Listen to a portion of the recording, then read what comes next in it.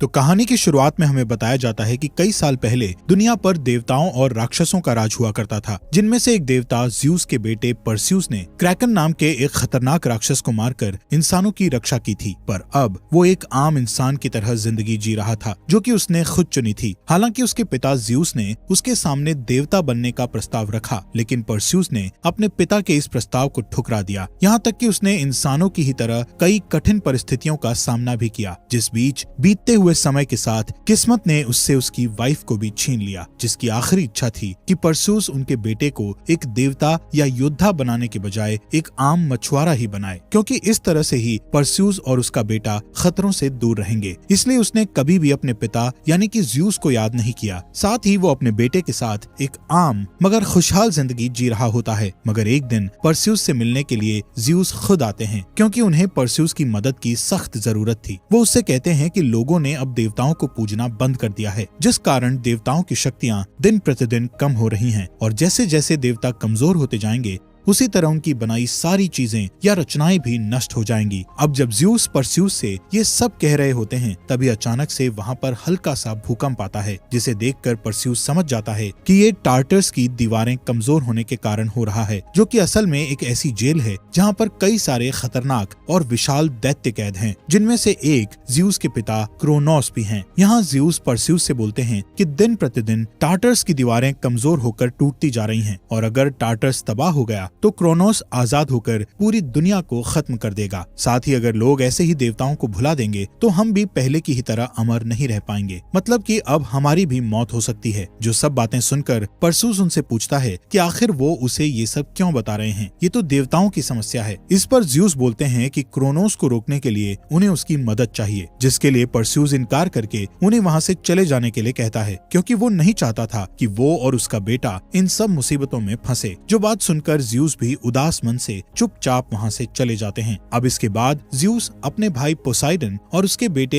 Aries के साथ underworld में अपने तीसरे भाई हेडिस से मिलने के लिए जाते हैं, ताकि उसकी शक्तियों की मदद से तीनों भाई टार्टर्स की दीवारों को टूटने से बचा सकें। लेकिन हेडिस उनका साथ देने से इनकार कर देता है, और यहाँ वो एरीस के साथ मिलकर ज़्यूस और पोसाइडन पर हमला कर देता है, जिससे हम समझ पाते हैं कि पोसाइडन का बेटा एरीस भी हेडिस से मिला हुआ है, क्योंकि ये दोनों ही चाहते हैं कि वो क्रोनोस को आजाद होने में मदद करें, जिसके बदले वो क्रोनोस से अपनी अमरता वापस हासिल कर सकें। और यहाँ दोनों मिलकर ज़्यूस और पोसाइडन को हराकर कैद कर लेते हैं। इसी बीच हमें दिखाया जाता है कि टार्टर्स की दीवार टूटने के कारण उसमें से अलग अलग खतरनाक क्रीचर्स बाहर निकलते जा रहे हैं, जिनमें से हम एक 2 मुंह वाले ड्रैगन को भी देखते हैं, जो निकलते ही तुरंत परस्यूस के गांव पर हमला कर देता है। जहाँ जब परस्यूस मछलियां पकड़ रहा होता है तो वो इस तबाही को देखकर उस ड्रैगन से सीधा लड़ जाता है, जिस दौरान वो किसी तरह से उस ड्रैगन को हरा तो देता है, लेकिन इस लड़ाई में वो काफी ज्यादा घायल हो जाता है, जिस कारण वो अपनी मरहम पट्टी करवाने के लिए एक औरत के पास जाता है, जो उसके बारे में सब कुछ जानती थी। वो परस्यूस से बोलती है कि लोग देवताओं को भुलाते जा रहे हैं, जिस वजह से हालात दिन पर दिन बदतर होते जा रहे हैं, इसलिए उसे कुछ न कुछ तो करना चाहिए, क्योंकि ज़्यूस के बेटे होने के कारण वो भी एक देवता ही है। अब यहाँ उसकी इस बात पर परस्यूस उसे बताता है कि उसने अपनी मरती हुई पत्नी को वचन दिया है, वो कभी भी अपने बच्चे को इस लड़ाई और खतरे के माहौल में नहीं ले जाएगा। इस पर वो औरत उसे समझाती है कि जब तुमने वादा किया था तब सिचुएशन कुछ और थी, और आज सिचुएशन अलग है, इसलिए उसे अपने फर्ज से मुंह नहीं मोड़ना चाहिए। जिसकी ये बात परस्यूस को सोचने पर मजबूर कर देती है, और वो अपने बेटे के साथ एक जगह जाता है जहाँ ज़्यूस का मंदिर था, मगर उस मंदिर की हालत काफी ज्यादा खराब हो चुकी थी, क्योंकि अब देवताओं को पूजने के लिए यहाँ कोई भी नहीं आता था। हालांकि यहाँ परस्यूस अपने पिता ज़्यूस को याद करता है, लेकिन वहाँ ज़्यूस के बजाय घायल पोसाइडन प्रकट होते हैं, क्योंकि ज़्यूस को हेडिस और एरीज ने बंदी बना लिया होता है, ताकि वो उसकी सारी पावर सोख कर क्रोनोस को जिंदा कर सकें, जहाँ से पोसाइडन किसी तरह से वहाँ से निकल पाए थे। वो परस्यूस से कहते हैं कि क्रोनोस को बाहर आने से अब तुम्हें ही रोकना पड़ेगा, क्योंकि अब देवता पहले की तरह अमर नहीं रहे, इस दुनिया को सिर्फ वही बचा सकता है। यहाँ परस्यूस पोसाइडन से बोलता है कि जब देवता कुछ नहीं कर पाए तो आखिर वो क्या कर लेगा, क्योंकि वो तो बस एक डेमी गॉड यानी कि आधा देवता है। पोसाइडन बोलते हैं कि उसे अपने ही जैसे एक और डेमीगॉड यानी उसके बेटे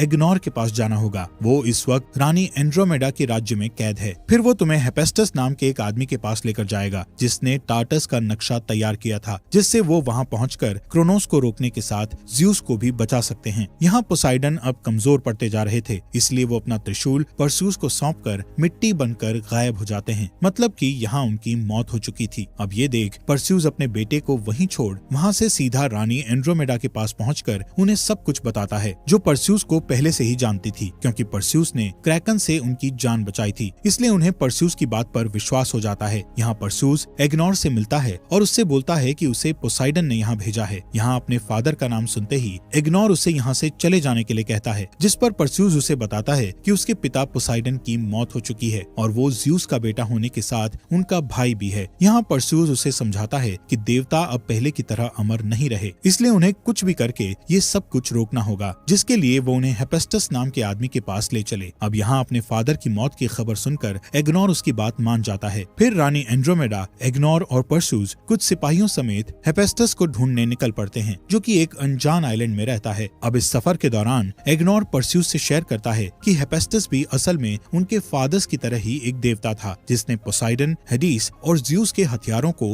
अपने हाथों से बनाया था, जिन्हें अगर मिला दिया जाए तो वो एक ऐसा शक्तिशाली हथियार बन जाता है जिसकी मदद से क्रोनोस जैसे ताकतवर दैत्य को भी मारा जा सकता है। दरअसल हेफेस्टस खुद भी एक देवता था, जिसकी शक्तियां ज्यूस और पोसाइडन ने उससे छीन ली थी, क्योंकि उसने एक समय पर हेडिस की मदद की थी, जिस कारण अब वो लोगों की नजरों से दूर एक अनजान आइलैंड पर आम इंसानों की तरह जिंदगी बिताता है। अब जल्द ही ये लोग उस आइलैंड पर पहुंच जाते हैं, लेकिन हेफेस्टस तक पहुंचने के लिए इन्हें एक घने और विशाल जंगल से होकर गुजरना था, जहां परस्यूस देखता है कि उस जगह काफी सारे ट्रैप्स या फंदे लगे हुए हैं, जिनमें से एक में एग्नोर गलती से फंस जाता है और उसके फंसते ही कोई उसे अपनी तरफ खींच लेता है, जिसे परस्यूस बचाने के लिए उसके पीछे भागता है कि तभी उसकी तरफ कोई एक पेड़ की डाल फेंकता है, जिससे परस्यूस बाल बाल बचता है। और तभी अचानक से उसके सामने बहुत ही विशाल एक आंख वाला दैत्य आता है, जिन्हें इस मूवी में साइक्लॉप्स बोला गया है, जो कि इतना बड़ा था कि वो किसी भी इंसान को मच्छर की तरह मसल दे। लेकिन परस्यूस उससे बहादुरी से लड़ने लग जाता है और फिर वो किसी तरह से उस साइक्लॉप्स को नीचे गिराने में कामयाब हो जाता है। फिर वो उसके ऊपर चढ़कर उसे पोसाइडन के दिए हुए त्रिशूल से मारने के लिए बढ़ता है, मगर तब तक वहाँ और कई साइक्लॉप्स आ गए थे, जो कि जब परस्यूस के हाथों में वो त्रिशूल देखते हैं तो वो सभी उसके सामने अपने घुटने टेक देते हैं। साथ ही वो एग्नोर को आजाद करने के साथ उन्हें हेफेस्टस तक पहुँचने का रास्ता भी बताते हैं, जहाँ पहुँचकर परस्यूस हेफेस्टस से सब कुछ बता देता है। जो बात जानकर हेफेस्टस बोलता है कि अगर क्रोनोस आजाद हो गया तो ये पूरी दुनिया तहस नहस हो जाएगी। यहाँ परस्यूस उनसे बोलता है कि आपने ही देवताओं के 3 सबसे शक्तिशाली हथियार बनाए हुए हैं, जिसकी मदद से पहले भी क्रोनोस को हराया जा चुका है, इसलिए अगर वो उनका साथ दें तो इस मुसीबत का सामना कर सकते हैं। पर हेफेस्टस का कहना था कि वो अब एक आम इंसान है, उसकी शक्तियाँ उसके पास नहीं है, भला वो क्या ही कर लेगा। तो उसकी इस बात पर एंड्रोमेडा उसे हिम्मत देते हुए बोलती है कि एक आम इंसान नामुमकिन को भी मुमकिन कर सकता है। इसलिए हेफेस्टस इनकी मदद करने के लिए तैयार हो जाता है, क्योंकि उसने टार्टस के साथ अंदर के कैद खाने को भी बनाया होता है, तो उसे एक सीक्रेट रास्ता पता होता है, क्योंकि उस वक्त उसने खुद बाहर से टार्टस में दाखिल होने के लिए एक सीक्रेट रास्ते का निर्माण किया था, जो कि एक भूल भुलैया से होते हुए जाता है। हेफेस्टस बताता है कि जरूर उन्होंने हेडिस को टार्टस के बीचों बीच कैद किया होगा, ताकि क्रोनोस आसानी से उसकी शक्तियाँ खींच सके, जो बात सही भी होती है। फिलहाल जब ये लोग उस भूल भुलैया की तरफ जा रहे होते हैं तो वहाँ पर इनका रास्ता रोकने के लिए एरिस आ जाता है। अब क्योंकि इनके साथ एंड्रोमेडा के कुछ सिपाही भी थे, तो उन्हीं में से किसी ने एरिस की प्रार्थना की होगी, क्योंकि वो असल में युद्ध का देवता है, जिस कारण वो यहाँ ऐसे अचानक प्रकट हो गया। और अब एरिस इन सभी को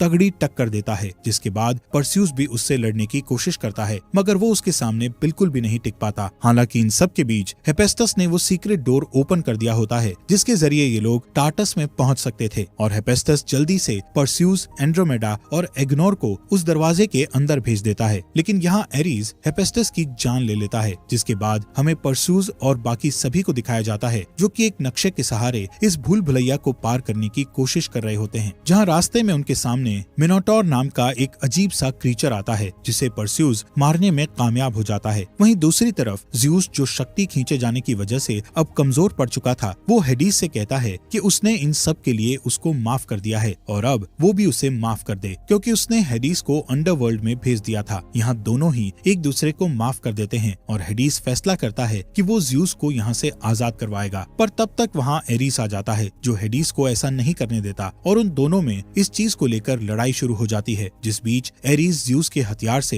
हेडिस को मारने जाता है, लेकिन ज्यूस उस हथियार को निष्क्रिय कर देता है। दरअसल उससे तभी किसी को मारा जा सकता है जब ज्यूस खुद चाहे। अब क्योंकि यहाँ ज्यूस ने हेडिस का साथ दिया था, इसलिए वो एरिस से लड़ने लग जाता है और दोनों लड़ते लड़ते नीचे गिर जाते हैं, जिस दौरान भूल भुलैया को पार करके परस्यूस भी वहाँ पहुँच चुका था। पर ज्यूस को क्रोनोस की कैद से छुड़वाना आसान नहीं था और अब तक काफी देर भी हो चुकी थी, क्योंकि क्रोनोस ज्यूस की सारी शक्तियां सोखने के बाद आजाद होने वाला था। इसी बीच वहाँ हेडिस पहुंचकर परस्यूस की ज्यूस को छुड़वाने में मदद करता है। तभी वहाँ एरिस फिर से आ जाता है, जिसका एक बार फिर से परस्यूस से सामना होता है और इस बीच दोबारा से परस्यूस एरिस के सामने बिल्कुल भी नहीं टिक पाता, जहाँ हेडिस उसकी मदद करने की कोशिश करता है। इसी दौरान क्रोनोस भी आजाद हो जाता है, जो देख परस्यूस अपने साथियों और ज्यूस को लेकर वहाँ से निकलने की कोशिश करता है। इसलिए एरिस, जिसने लड़ाई के दौरान पोसाइडन का त्रिशूल परस्यूस से छीन लिया था, उससे वो ज्यूस के पीठ पर वार करता है, जिससे ज्यूस घायल हो जाता है। इसलिए वो यहाँ से तुरंत निकलने के लिए हेडिस और पोसाइडन के हथियार को मिलाकर एक पोर्टल जैसा ओपन करके सीधा एंड्रोमेडा के राज्य में पहुँच जाता है, जहाँ अब कभी भी एरिस और क्रोनोस का हमला हो सकता था। इसलिए एंड्रोमेडा अपनी पूरी सेना को इस लड़ाई के लिए तैयार करती है, मगर क्रोनोस को सिर्फ उन 3 हथियारों को मिलाकर ही मारा जा सकता था, जिनमें से 2 तो परस्यूस के पास होते हैं, पर जो ज्यूस का हथियार था वो इस वक्त एरिस के पास था। इसलिए परस्यूस टेलीपैथी के जरिए अपने भाई एरिस से संपर्क करता है और उसे लड़ने की चुनौती देता है, ताकि ये पता लग सके कि उनमें से बेहतर कौन है, जिसके लिए वो एक मंदिर में जाता है और कुछ देर बाद वहाँ एरिस भी पहुँच जाता है। फिर उन दोनों में एक जोरदार लड़ाई शुरू हो जाती है। वहीं इधर रानी एंड्रोमेडा और एग्नोर सेना के साथ उन सभी शैतानों का सामना कर रहे होते हैं जो टार्टस से क्रोनोस के साथ आजाद हुए थे। और तभी इसी बीच वहाँ क्रोनोस आ जाता है, जो जिधर भी जा रहा था वहाँ सब कुछ खत्म होता जा रहा था। उसके सामने टिकना किसी के लिए भी नामुमकिन साबित हो रहा था। इसी दौरान ज्यूस से मिलने के लिए हेडिस आता है। वो उससे कहता है कि हमें मिलकर क्रोनोस को कुछ देर तक रोकना होगा, ताकि परस्यूस को कुछ देर और समय मिल जाए। और इतना कहने के बाद हेडिस ज्यूस को अपनी आधी शक्तियाँ दे देता है, जिससे अब वो पहले की ही तरह हो जाता है। लेकिन अब भी दोनों सिर्फ क्रोनोस को कुछ देर तक रोक सकते थे, मार नहीं सकते थे। जो बात जानते हुए भी वो क्रोनोस का अपनी शक्तियों से मुकाबला करने लगते हैं, जिसने चारों तरफ तबाही मचाई हुई थी। साथ ही ज्यूस की शक्तियाँ खत्म होती जा रही थी, जिस कारण वो एक बार फिर से घायल हो जाता है। वहीं दूसरी ओर परस्यूस भी ज्यूस के हथियार की मदद से एरिस को मारने में कामयाब हो गया था और अब वो बिना देरी किए पोसाइडन, हेडिस और ज्यूस के हथियार को मिलाकर एक नया हथियार बनाता है, जिससे क्रोनोस को मारा जा सकता था। इसलिए तुरंत वो अपने उड़ने वाले घोड़े पर बैठकर क्रोनोस को मारने की कोशिश करता है, जो काम इतना आसान नहीं था। लेकिन वो क्रोनोस के वार से बचते हुए उसके मुंह के अंदर जाकर उस हथियार से सीधा उसके दिल पर वार करता है, जिससे क्रोनोस एक विस्फोट के साथ खत्म हो जाता है और उसमें से परस्यूस बाहर निकलता है, जो सबसे पहले हेडिस के पास जाता है। वो उससे कहते हैं कि अब उनका आखिरी समय आ चुका है और अब इसी के साथ देवताओं का भी समय खत्म हुआ। जिस चीज पर परस्यूस बोलता है कि क्या हेडिस भी अपनी शक्तियों की मदद से आपको बचा नहीं सकते, तो जवाब में ज्यूस बोलता है कि उसने एक बार ये काम पहले ही कर दिया है, अब वो भी कुछ नहीं कर सकता। और फिर ये बोलते ही ज्यूस भी धूल में बदलकर वहाँ से गायब हो जाते हैं, क्योंकि देवताओं की मौत ऐसे ही होती है। अब ज्यूस के मरने के बाद हेडिस परस्यूस से बोलता है कि उसकी भी सारी शक्तियाँ खत्म हो चुकी हैं और ये बात बोलकर वो भी वहाँ से चला जाता है। अब इसके बाद परस्यूस एंड्रोमेडा और एग्नोर से जाकर मिलता है, जो इस लड़ाई को जीतकर काफी खुश थे। यहाँ एंड्रोमेडा और परस्यूस एक दूसरे को पसंद करने लगे थे, इसलिए उनके बीच प्यार का इजहार होने के साथ दोनों एक किस भी शेयर करते हैं। जिसके बाद परस्यूस अपने बेटे के पास जाता है, जो अपने फादर से पूछता है कि वो वापस कब जाएंगे। तो जवाब में परस्यूस बोलता है कि वो वापस नहीं जाएंगे, बल्कि अब वो अपनी जिंदगी एक योद्धा की तरह जिएंगे। फिर वो उसे बताता है कि वो महान ज्यूस का पोता है और साथ ही वो उसे अपनी तलवार देकर कहता है कि क्या वो इस तलवार का भार संभाल पाएगा, जिसके जवाब में उसका बेटा हाँ में जवाब देता है। और इसी के साथ ये मूवी यहीं एंड हो जाती है।